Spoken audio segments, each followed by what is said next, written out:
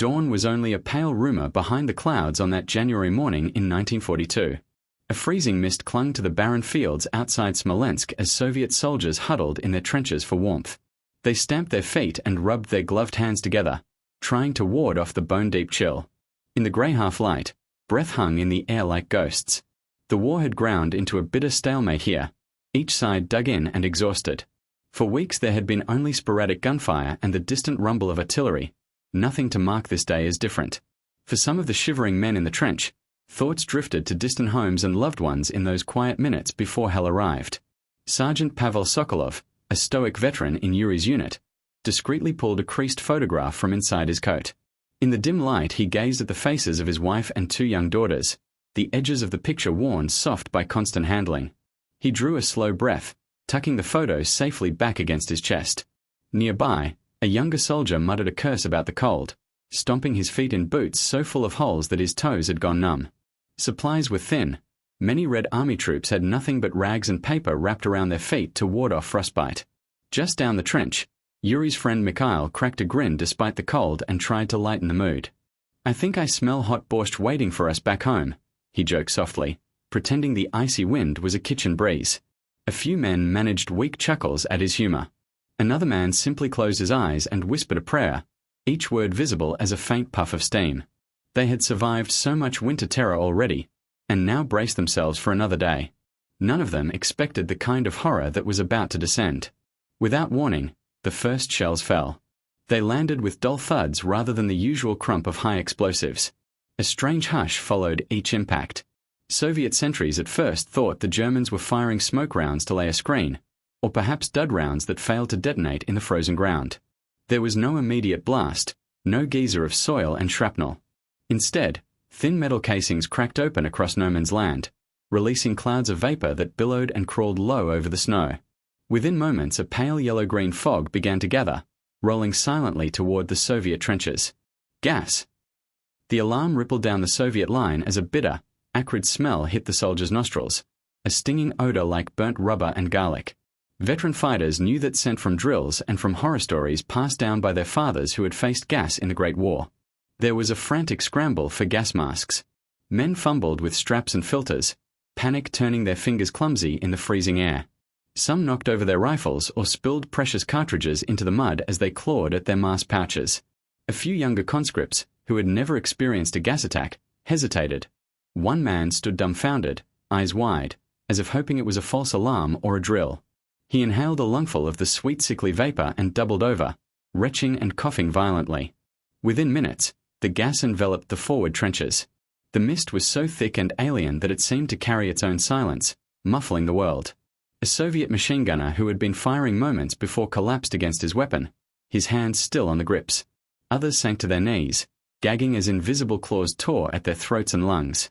Through the yellow murk, shapes could be seen staggering, a man helping his comrade put on a mask, both of them swaying as if drunk, another soldier blindly climbing out of the trench with a strangled cry, only to crumple face first into the snow. One by one, the noises of the trench, the shouting, the scraping of boots, the clatter of gear, fell away into an eerie quiet.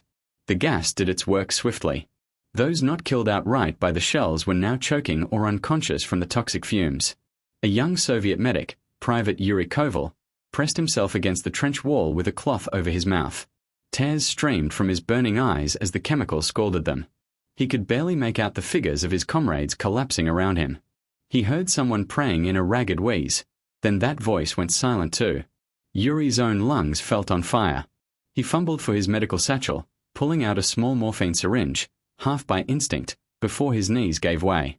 He slumped down in a corner of the trench, a darkness creeping into his vision. The last thing he sensed was the bitter garlic odor filling his nose and the sight of his friend Kolya lying motionless in the mud, eyes glassy behind his askew gas mask. Then, a stillness. The gas cloud lingered over the Soviet positions for a short while, its edges wreathing around splintered timbers and tangles of barbed wire. On the German side of no man's land, soldiers of the Wehrmacht's Army Group Center watched and waited behind their own masks. They had fired the barrage of chemical shells from their mortars and Nebelwerfer rocket launchers, and now peered anxiously toward the enemy line to observe the results. In the distance, nothing moved in the Soviet trenches but the slow curling of that poisonous fog. Oberleutnant Heinrich Schiller lowered his field glasses and exhaled, his breath fogging the inside of his rubber gas mask. He glanced at his watch.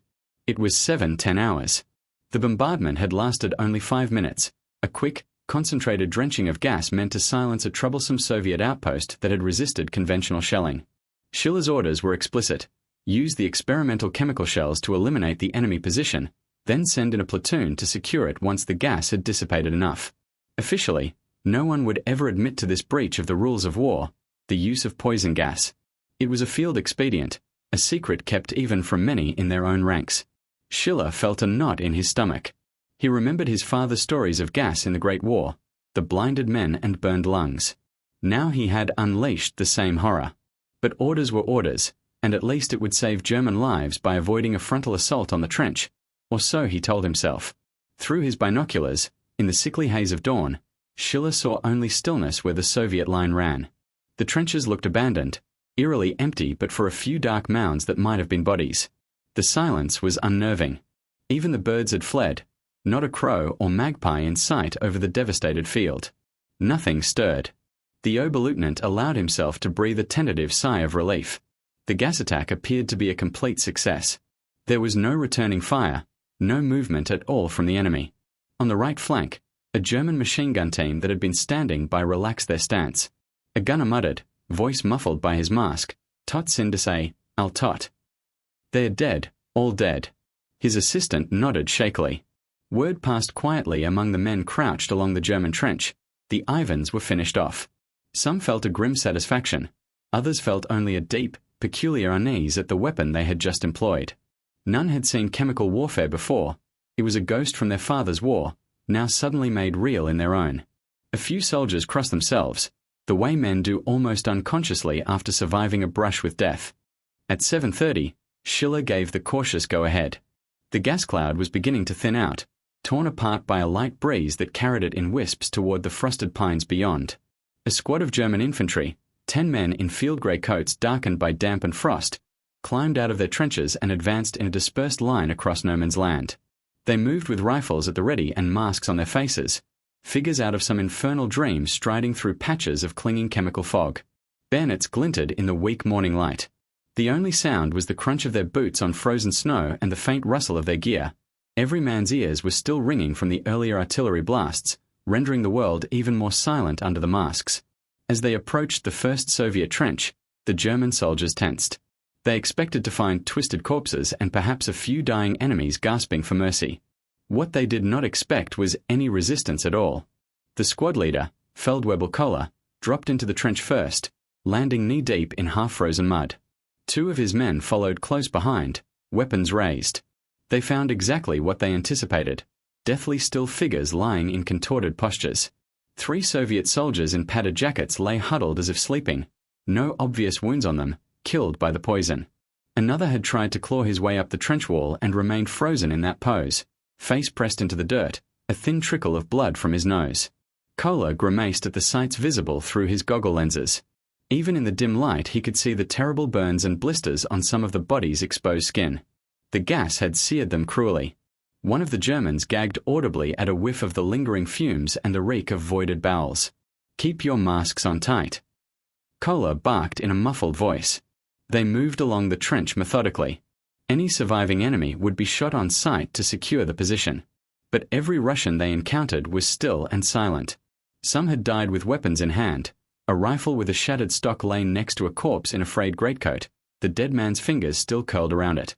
The squad stepped over the bodies cautiously. A young private prodded one prone figure with his bayonet tip to be sure he was dead.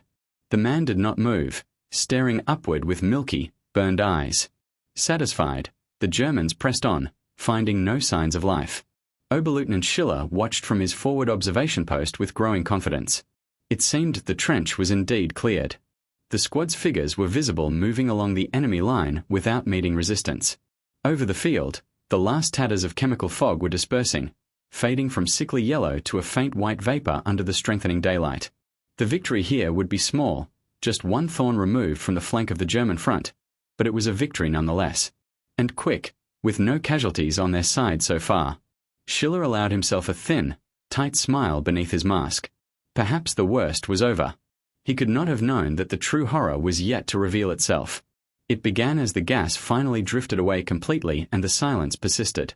Feldwebel Kohler's squad had almost reached the end of the Soviet trench line, where a section of earth had been obliterated by a direct hit from a heavy shell. Beyond it lay an expanse of churned ground and scattered pine branches, no man's land leading toward the next line of Soviet defenses in the rear. Kohler signaled his men to climb out and regroup on the surface.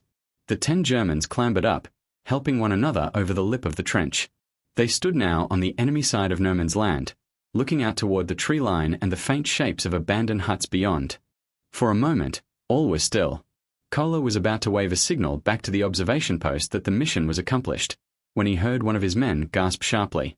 "Mein Gott, shout Doc," the soldier cried, pointing back toward the Soviet trench they had just left. "My God, just look." From his vantage point 100 meters away, Oberleutnant Schiller saw it too, and a chill colder than the winter air seized him. In the trench they had cleared, something was moving. At Schiller's side, a Wehrmacht war correspondent who had been sent to document the operation gaped at the sight through the viewfinder of his camera. Moments earlier he had been snapping routine photographs of the smoldering Soviet trench, but now his finger hovered, paralyzed, over the shutter release. As one of the dark figures in the fog suddenly lurched forward, the photographer reflexively pressed the button. The camera's mechanism clicked, echoing dully inside his steel helmet. He wasn't even sure if he had captured anything. His hands were trembling so badly, but he would later find on his film a single blurred frame of that impossible moment. The German soldiers recoiled in shock as, behind them, figures began to rise out of the shadows of the trench. At first it was one, then another, then several.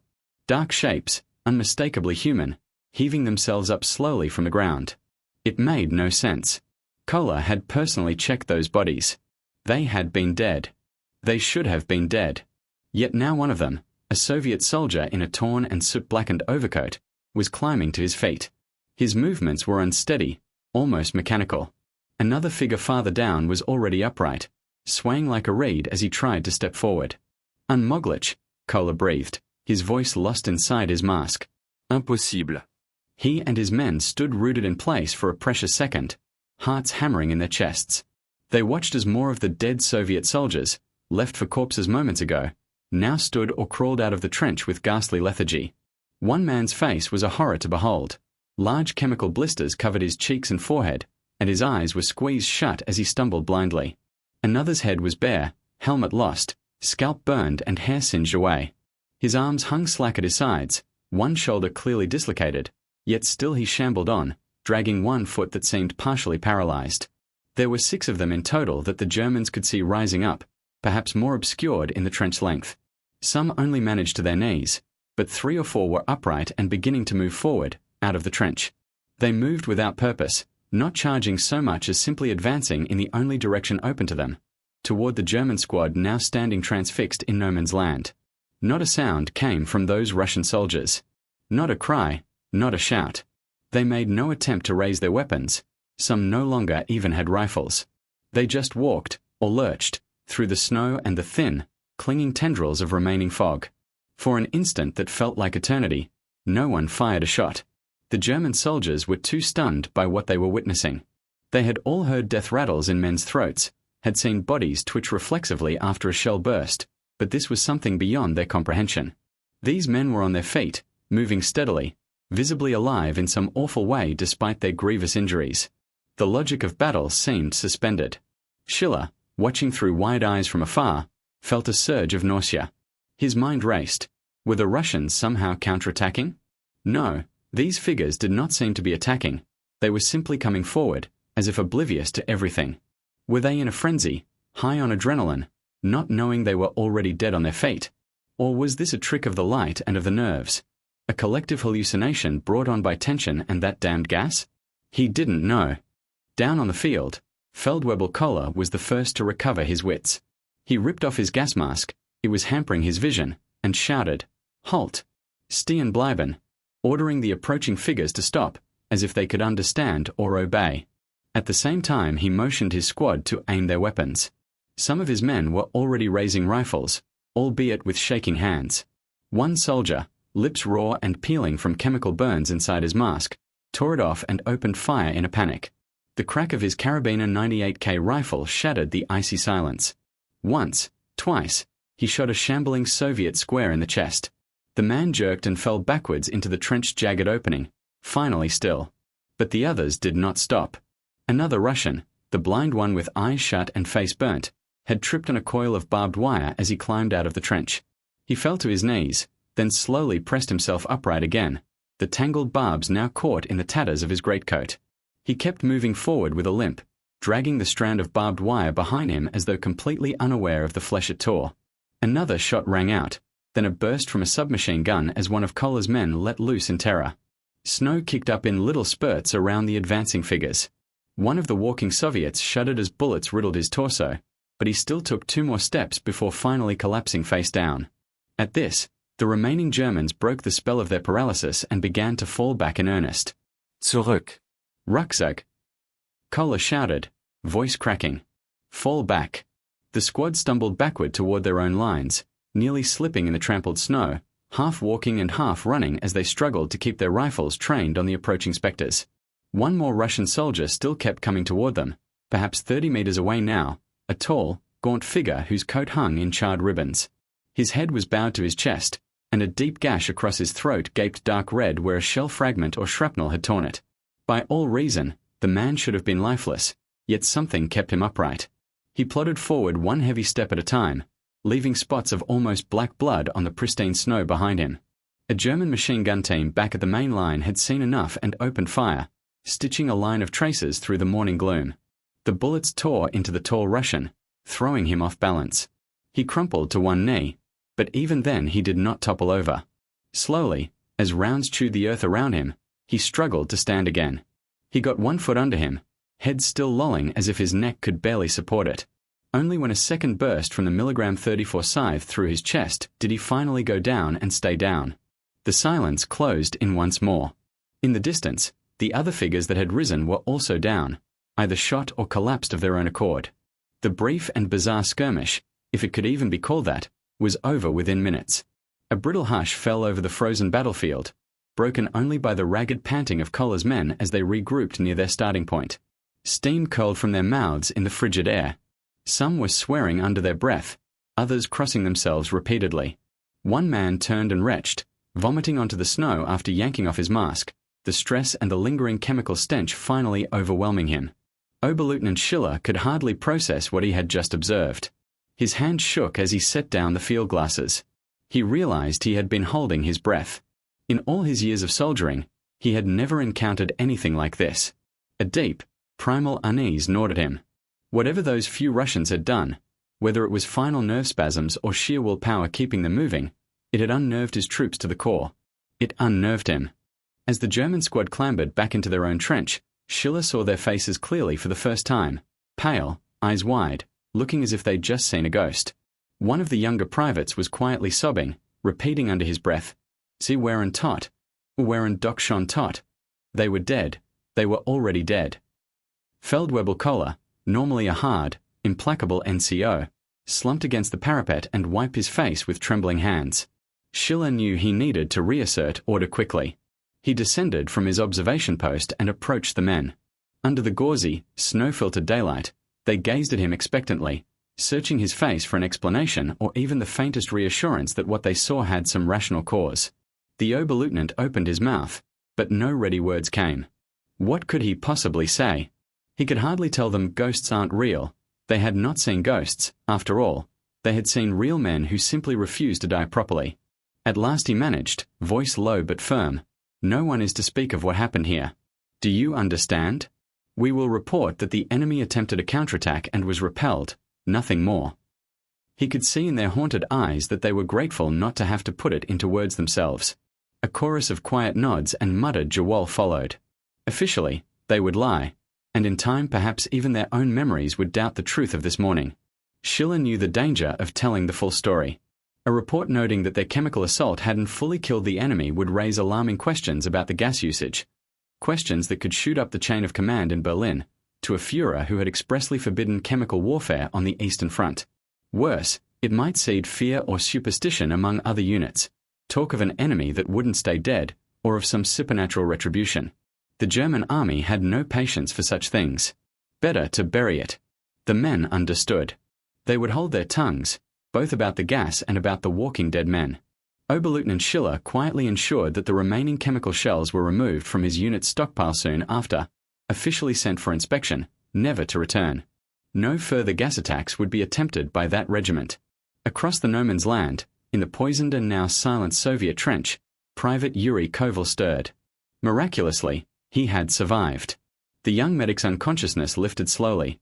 He was dimly aware of a throbbing ache in his chest and the taste of metal on his tongue. For a long time he did not dare open his eyes. When he finally did, tears of pain blurred his vision.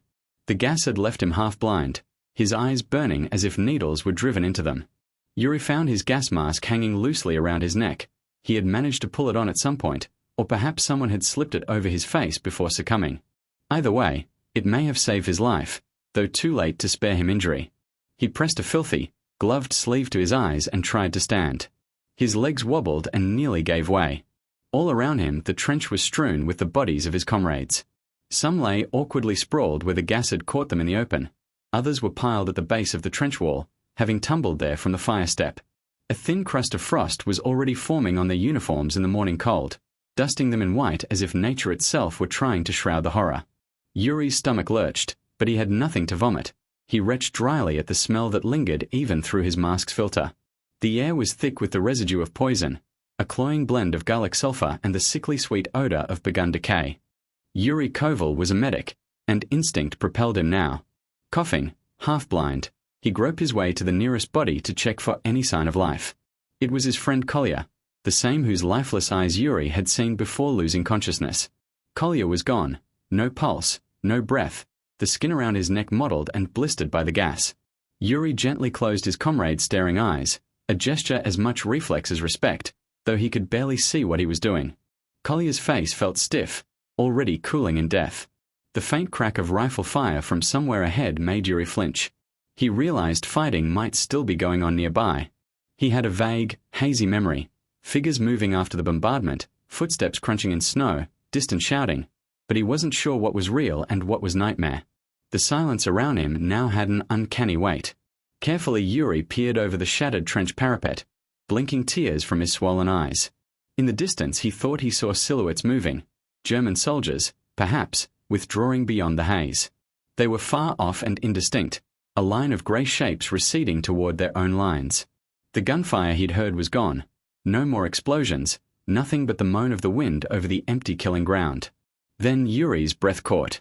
Not far from his trench, just within the maze of barbed wire entanglements, he saw a lone figure standing. For one irrational moment, he hoped it was a fellow Soviet coming to assist, a reinforcement that had arrived too late. But as he rubbed his aching eyes and squinted, he recognized the tattered uniform of the Red Army and the way the man stood with a list to one side. It was one of his platoon mates, tall Mikhail, the mortar crewman from Georgia. Yuri could barely believe it. Mikhail was alive. He must be, if he was standing. But something was very wrong. Mikhail took a faltering step forward, toward the German lines, then another. Yuri could now see more clearly. The mortarman's greatcoat was charred on one side and hung open, his Ushanka fur hat missing. His head was bare, and even at a distance Yuri could discern terrible burns across the left side of Mikhail's neck and jaw. The skin looked blackened and peeling. One of Mikhail's arms dangled at an odd angle, likely broken. He walked as though in a trance, slow heavy steps through the snow. "Mikhail!" Yuri croaked, his voice raw and barely carrying. He clambered out of the trench, driven by equal parts concern and dread.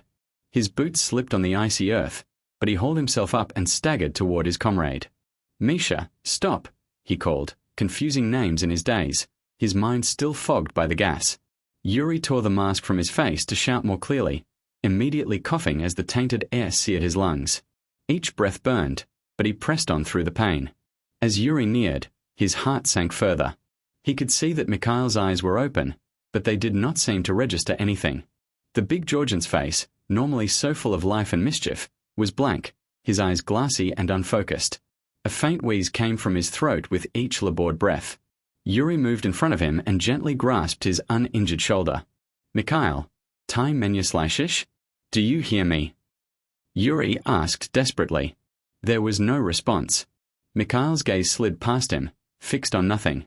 He kept trying to walk forward, as if Yuri were merely an inconvenient obstacle.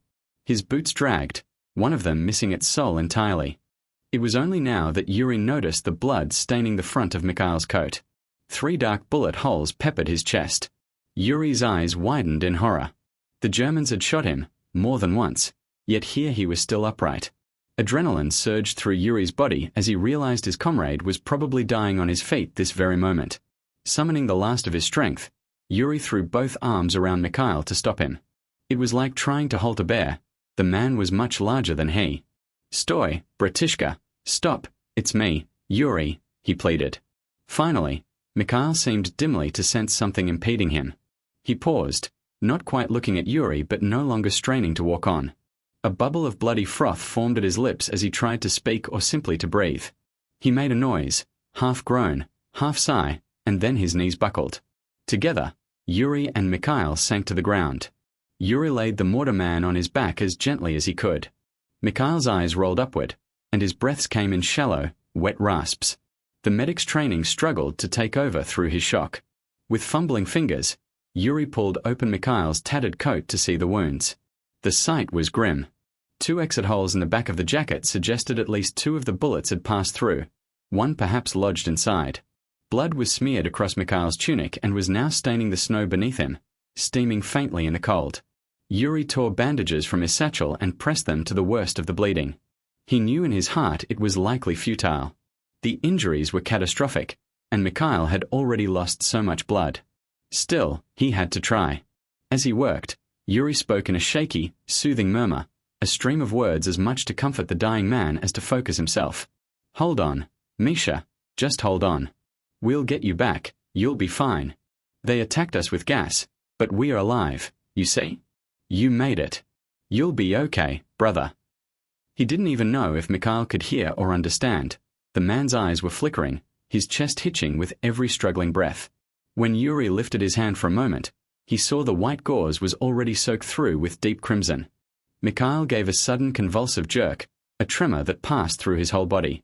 Yuri leaned in over him. The dying man's lips moved and a single sound escaped in a cracked whisper. Yuri thought it might have been his name, U-R-I, or perhaps just a final expiatory moan mistaken for it. Then Mikhail's body relaxed all at once. The wheezing stopped. In the dull morning light, Yuri watched his friend's face slacken as whatever force had kept him alive slipped away at last. The mortarman's eyes, cloudy with unspilled tears, stared up at the sky, unseeing. Yuri felt hot tears on his own cheeks, from the gas or from grief or both, he could not say. He reached up with trembling fingers and closed Mikhail's eyes. "Proshche, dear friend," he whispered, voice hitching. "Farewell." For a few minutes Yuri remained there kneeling in the snow, his head bowed over his comrade's body. His mind was blank, numb from the enormity of what had transpired. All around him lay the evidence of the morning's carnage, but in that moment it was as if only he and his fallen friend existed in the world. The war, the cold, the fear, all felt distant compared to the quiet form on the ground and the dreadful stillness of the winter field. The spell was broken by a distant shout. Yuri looked up, suddenly aware that the silence was giving way to new sounds, voices, the crunch of many footsteps approaching through the snow. He turned his head and saw figures emerging from the tree line beyond the field. Soviet uniforms, thank God. Reinforcements or a search party, drawn by the barrage perhaps, now cautiously advancing toward the position. Yuri realized he must look strange to them, a lone man out in the open, kneeling over a body amidst a scene of utter devastation. He raised an arm weakly to wave and managed a hoarse call, "Tovarishki, over here." He coughed as he yelled, the effort making his seared lungs blaze with pain. The group of Soviet soldiers, maybe a dozen of them, hurried closer when they saw someone alive. They fanned out as they came, wary of any remaining Germans, but the enemy had already slunk back to their lines. A lieutenant led them. As he came upon Yuri and the corpse on the snow, the officer's face twisted in confusion and shock at the tableau. Dozens of bodies strewn about, a lingering chemical stench, and one survivor embracing a dead comrade. Yuri attempted to stand to meet them, but his strength finally failed completely. His legs buckled. 2 of the approaching soldiers caught him under the arms before he fell and eased him into a sitting position. "Ostav, I'm all right," Yuri rasped, trying to wave them off even though he clearly was not all right. The lieutenant knelt by Mikhail's corpse and then looked searchingly at Yuri. "What happened here, soldier?" We heard shelling, chemical shells. His tone carried equal measures of alarm and disbelief. Chemical weapons use was almost unthinkable, a nightmare from another time. Yuri nodded weakly. Gas. They used gas on us, he managed. Saying it aloud made it all the more real. Some of the other newcomers exchanged uneasy, angry glances. They all carried gas mask satchels. A few instinctively reached for them now that the garlicky odor and the angry blisters on the dead registered in their minds. The lieutenant swore under his breath, fury in his eyes. Those fascist devils. They actually used poison gas on us, he spat, outrage sharp in his voice. He looked over the burns and the faint yellow residue on the snow. Mustard gas, I think, from the looks of it, he added, jaw clenched as he took in the surreal scene. One of his men crossed himself and muttered about Nizhivi, the undead, earning a sharp rebuke from a comrade and a glare from the lieutenant. Superstitions had no place in the Red Army, but the sight before them was undeniably disturbing. Yuri closed his eyes for a moment, swaying with exhaustion. They shelled us, early morning. My unit, almost everyone. He gestured weakly at the trench and the scattered bodies. Another soldier moved among the fallen, checking for anyone still breathing, but from his headshakes it was clear Yuri was the only one left alive. And him? The lieutenant asked quietly, nodding to Mikhail's corpse beside Yuri. The bullet holes and burns were obvious. How did he? Yuri hesitated, struggling to articulate what he had witnessed. His mind was still reeling, and he knew how unbelievable it would sound. He was down with us.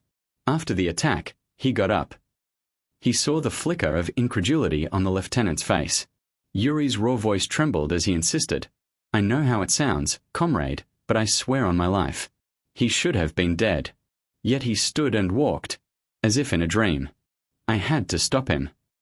He broke off, overcome by coughing. One of the soldiers offered a canteen, and Yuri took a grateful sip of water that tasted of metal and blood. The men around exchanged uneasy looks. They had all heard stories, usually whispered at night, tales of men who kept fighting with mortal wounds, of soldiers so shock-crazed they did not know they were dead yet. In a war this brutal, the line between life and death could sometimes blur strangely. But to see it actually happen. The lieutenant placed a hand on Yuri's shoulder, his voice softening. You've been through hell, Private. Save your strength. We'll get you to a med point. He signaled two of his soldiers to begin lifting Yuri to carry him to the rear. As they helped him up, Yuri winced. His own skin was starting to sting and blister in places where his uniform was thin, the gas's cruel legacy. He craned his neck back toward what had been his unit's position one last time. The rising sun was breaking through the dispersing haze, casting long, stark shadows over the frozen ground. In that light, the bodies of his friends looked like broken statues scattered on a grey-white plain.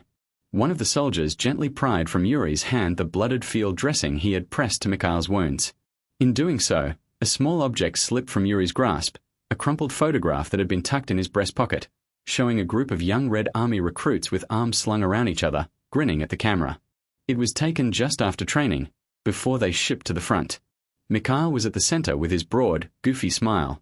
Yuri himself stood to the side, face still boyish and hopeful. The soldier picked it up and handed it silently back to Yuri. Yuri held it against his chest, too drained to speak, as they half carried him away from the charnel ground that had been his unit's last stand. As Yuri and the others retreated with the wounded and dead, the fighting along that sector ceased. The Germans did not attempt to press their attack further. Perhaps they, too, were stunned and content to hold their lines.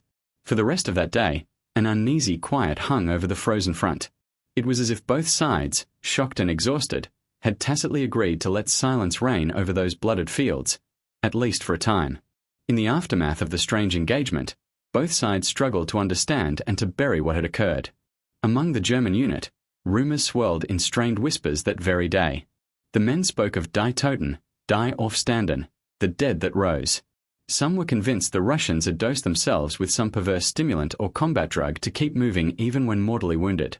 Others murmured about ghosts, or claimed the enemy was simply too stubborn or fanatical to die properly. A few, mindful of how close to occult superstition such talk tread, laughed it off hollowly whenever officers were within earshot, calling it all a trick of nerves and morning fog. But in private, hands shook over mess tins and cigarettes as the soldiers recounted what they had seen. That evening, in a drafty dugout lit by a sputtering lantern, two of Kohler's squad spoke in low, fearful voices. Private Langermann's hands still trembled as he tried to light a cigarette. "They say the Ivans drank some kind of potion, or took morphine," he whispered, voicing one of the rumors swirling about. Across from him, Corporal Dietz shook his head, face pale. "Morphine can numb pain, but it doesn't make a dead man walk," Dietz replied, rubbing a rosary bead hidden in his pocket. Langermann exhaled a shaky stream of smoke and stared at the dirt floor. "Maybe the gas did something to them. Drove them mad so they didn't know they were dead," he ventured quietly. Dietz's eyes flickered to the dugout doorway, as if expecting one of those fallen Russians to stagger in. "Mad or not, I put 3 rounds in one and he kept coming," he said in a hollow tone. "No, it was something else." The two fell silent then, the only sound the slow drip of meltwater from frost turning to damp on the low ceiling. Neither wanted to voice the thought that haunted them both, that they had witnessed something beyond the realm of ordinary battle. They sat in that heavy silence for a long time, until finally Dietz muttered, "Better not talk about it anymore," and Langermann nodded, their unspoken fears left hanging in the cold air. Oberleutnant Schiller wrote only a cursory line in the official after-action report that night. 7:40, enemy remnants attempted a brief counteraction, which was suppressed. Position secured. Own casualties, none. Enemy casualties, total. He made no mention of gas or the inexplicable scene that followed. That report went up the chain to regimental command, and no questions came back down. The skirmish was minor in the grand scope of the front. Command had far larger crises to handle in that brutal winter. Still, late that night, in the lonely quiet of a bunker lamp, Schiller opened his personal diary, hands still unsteady, and poured onto the page his honest recollection. His normally neat handwriting came out jagged as he described the moment he saw those figures rising in the mist. "It was as if death itself was denied," he wrote.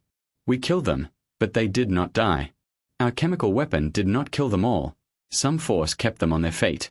I tell myself it was merely their last strength or reflex, but my heart quails at the memory."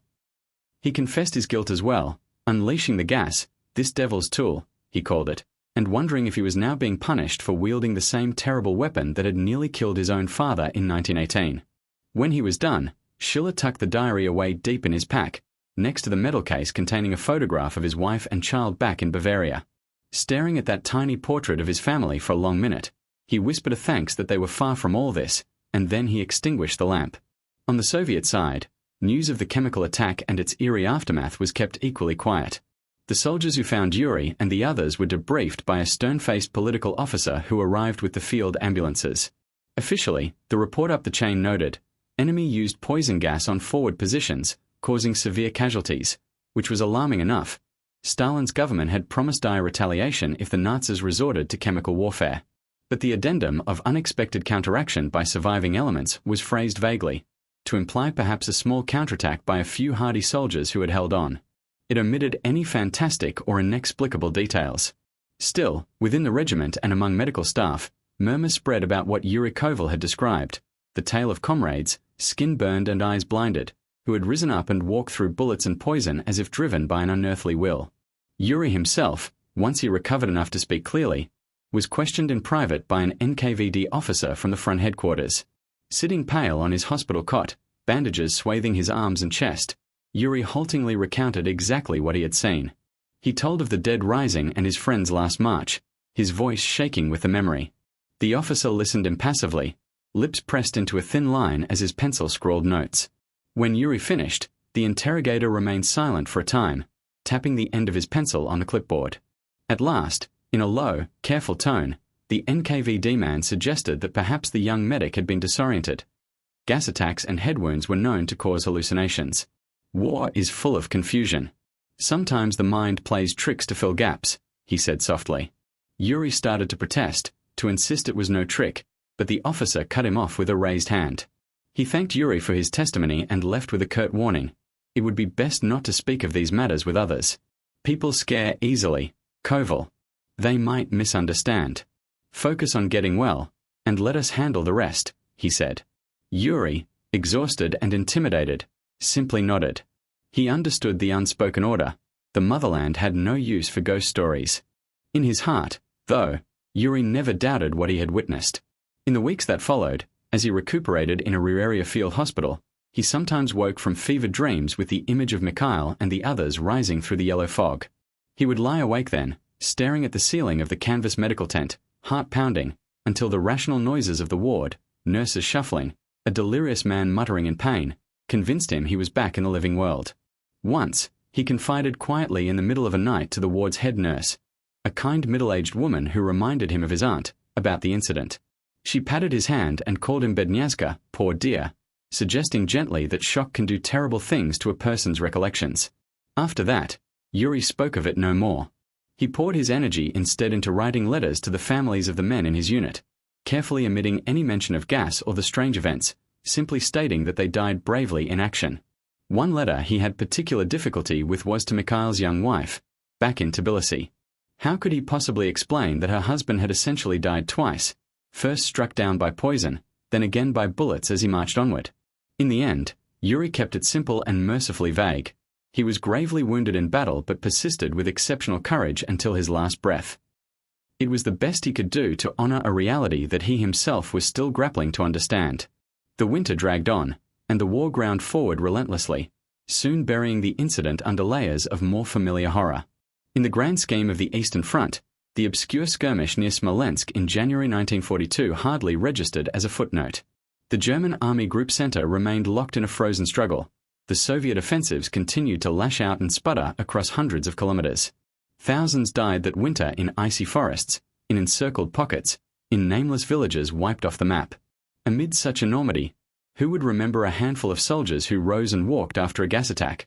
Yet some did remember, and some evidence lingered, tucked away in personal diaries, in secret reports, in the whispered lore of those who lived in that land. Decades later, a researcher sifting through wartime archives in Germany stumbled upon Oberleutnant Schiller's diary. The pages, yellowed and fragile, contained that vivid entry describing the walking dead men. It was a startling account that did not match any official version of the war. Likewise, in a long-forgotten Soviet file on chemical warfare incidents, declassified only many years after the end of the USSR, there was a brief handwritten addendum from a certain Private Koval. It never explicitly detailed the unbelievable scene, but in one surviving line Yuri had written, "I saw my friend, mortally wounded, stand and walk again. I cannot explain it. Perhaps only God knows the strength that kept him moving." The rest of the page had been neatly redacted in black ink, leaving only that haunting suggestion. And then there was the photograph. A single black and white photograph, blurred and overexposed, discovered among the effects of a German war correspondence estate sale in the 1980s. It showed a foggy battlefield and, faintly, the silhouettes of figures in the middle distance. They appear to be men, their forms ghostly and indistinct in the haze, upright where others around them are prone. The back of the photo had a penciled note in German, Smolensk Front, Nack Gassangriff, 1942. Geisterbilder. Smolensk Front, after gas attack, 1942. Ghost images. Historians who examined it debated its authenticity.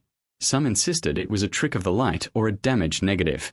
But those who knew the fragmentary accounts could not help but wonder if this was a visual record of that very moment when the line between life and death blurred. Over the years, a few researchers ventured theories to explain the inexplicable. Some medical historians suggested that the Soviet soldiers might have been in a state of extreme adrenaline overdrive, allowing them to move for a short time despite mortal wounds, essentially a last gasp of the body's survival mechanism. Others proposed that what looked like purposeful walking had in fact been a kind of neurological spasm or seizure caused by the poison gas, mere muscular reflexes carrying bodies forward in a grotesque imitation of life. One analysis speculated that high doses of mustard gas, combined with severe cold and shock, might induce a delirium in which a dying man could continue to stagger onward, feeling no pain. But no theory fully accounted for the calm, relentless way those men advanced. To the soldiers who witnessed it, no clinical explanation could ever capture the quiet horror of that moment. In their memories it defied reason, a fleeting glimpse of something they could hardly articulate, where duty and habit animated dying limbs past the point of death. In the villages around Smolensk, the old folks did not need diaries or photographs to remember. They had their stories passed down, half whispered by the stove or around the dinner table. One such story was of a bitter cold day when the earth itself seemed poisoned, when a strange mist rolled over the fields and the world fell unnaturally silent. The elders spoke of how the dogs in the village had howled moments before and then cowered, and how the sky took on a sickly yellow tinge at sunrise. In one nearby hamlet, A 7-year-old girl named Anna Morozova cowered in her family's cottage as the morning bombardment rumbled in the distance, making the very earth shudder. When the explosion ceased, curiosity overcame Anna's fear. While her mother was distracted, the girl crept up to a narrow window. She recalled decades later how she saw German soldiers running back toward their lines, their faces white as if they'd seen the devil himself. And through the dissipating fog, she thought she saw figures, Soviet soldiers, stumbling forward in the open where none should have been left alive. Her mother had pulled her away almost immediately, scolding that it was dangerous to look, but Anna never forgot that glimpse. It lodged in her memory like a splinter, a mystery that haunted her quietly for years. Another villager, a farmer named Victor, was conscripted by the Germans a few days after the battle to help bury the dead. Once the fighting had shifted to other sectors, Victor and several other locals were rounded up at rifle point and marched onto the battlefield with shovels and a cart. Victor was a stout man with tired eyes who had already seen more than enough of war's cruelty. Still, nothing prepared him for the scene that awaited. Corpses lay scattered across the snow where they had fallen, some partly blanketed by a thin drift of white. The gas had left many of them discolored with awful chemical burns. Victor tried to breathe through his mouth to avoid gagging on the bitter reek of mustard and death that hung in the air. As he and the others worked under the cold gaze of a few German guards, dragging bodies into shallow pits, Victor noticed something strange, a single set of footprints leading away from the main cluster of fallen soldiers. The prints tracked out toward no man's land on a lonely trajectory. They were human footprints, evenly spaced, not the erratic trail of someone wounded and stumbling, but deliberate steps heading toward the woods. Intrigued and uneasy, Victor decided to follow the trail before covering it with snow and earth. It led him far beyond the trenches and the main site of slaughter, almost to the edge of a wooded copse that had been blasted by shellfire. There, at the end of the footprints, he found a body collapsed face down in the snow. It was one of the Soviet soldiers. The man's coat was riddled with bullet holes and stiff with frozen blood. His hands were clenched tightly around something. Victor knelt and gently turned the soldier onto his back. The sight made him draw a sharp breath. The dead man's eyes were closed, his face oddly peaceful despite a gaping wound across his throat. Prizing open the cold, rigid fingers, Victor retrieved the object the soldier clutched. It was a photograph, slightly crumpled and stained. On it was the image of a woman and 2 little children, smiling at the camera, clearly the man's family. Victor felt a lump in his throat. He found himself murmuring an orthodox prayer under his breath for the departed stranger. In that moment, the reality of what had happened here struck him hard. This soldier had walked away from where he'd been shot and gassed, driven by something so powerful, perhaps the memory of his loved ones, that he'd remained on his feet until collapsing here at the edge of the woods, a final photograph clasped to his heart. Blinking back tears of anger and sorrow, Victor laid the photograph gently on the soldier's chest and crossed himself.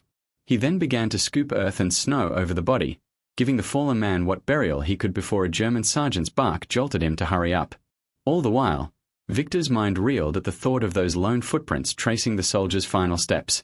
That evening, back in the village, Victor could barely contain himself as he recounted what he had seen to his wife and a few neighbors huddled by the stove. His voice trembled as he described the solitary trail of footprints leading away from the trench into the woods. They went on and on, those tracks, he said, eyes still wide with disbelief, as if someone walked until they could walk no more. At the end, I found him face down, clutching a photo of his family. His listeners shook their heads and muttered prayers, some crossing themselves as they absorbed his tale. All understood the import of what he was saying. On that day, on that field, the boundary between life and death had blurred in a way none of them could fathom. Such accounts rarely made it into any official history book. They lived in the margins, in the memories of ordinary people and the dusty pages of journals locked away in attics and archives. Perhaps it was better that way, for the war already had horrors enough. No nation's narrative needed phantoms or inexplicable miracles complicating the stark tales of bravery and sacrifice. And so the incident remained largely unknown, an echo heard only by those willing to listen between the lines. Yet, as with all buried truths, the whispers endured. Many years later, on the anniversary of the battle, a small memorial gathering was held by local Russians to honor those who died in the winter of 1942. Among those present was an elderly woman, Anna Morozova, the very same girl who had peered from her cottage window on that fateful morning in 1942. As fog rolled in that evening, she remarked to a visiting journalist that the landscape still felt haunted. "There are times," she said in a hushed voice, when the mist comes and I almost expect to see figures in old uniforms walking through it." She then recounted the story of the soldiers who stood up and kept walking after the gas attack. The journalist, sensing a ghostly tale, asked gently if she truly believed it happened. The old woman simply gazed out at the drifting fog over the fields and replied, "Believe? I don't need to believe, dear. I remember. The earth remembers too." Not long after, a German veteran in his 80s, one of the last survivors of Kohler Squad, agreed to an interview for a documentary about lesser-known events of World War II. On camera, his lined face quivered as he haltingly described that freezing January morning. "We thought we had seen the impossible," he said, voice trembling.